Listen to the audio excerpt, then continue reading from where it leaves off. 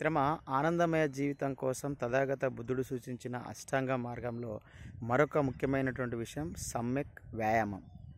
అంటే సరైనటువంటి ప్రయత్నం. అజ్ఞానాన్ని తొలగించుకొని బాధాకరమైనటువంటి బంధికాల నుంచి బయటపడే మార్గానికి చేరువవడం. దీన్నే సరైనటువంటి కృషి అనవచ్చు. సో దీనికి ప్రధానంగా 4 ఉద్దేశాలు ఉన్నాయి. మొదటిది, ఈ ఏదైతే అష్టాంగ మార్గ విధానాలు ఉన్నాయో వాటికి విరుద్ధంగా వ్యవహరించకుండా మనసుని చేతనపరచుకోవడం. రెండవది, ఆల్రెడీ మన మనసులో అలాంటి విరుద్ధమైనటువంటి భావాలు ఉంటే వాటిని తొలగించుకోవడం.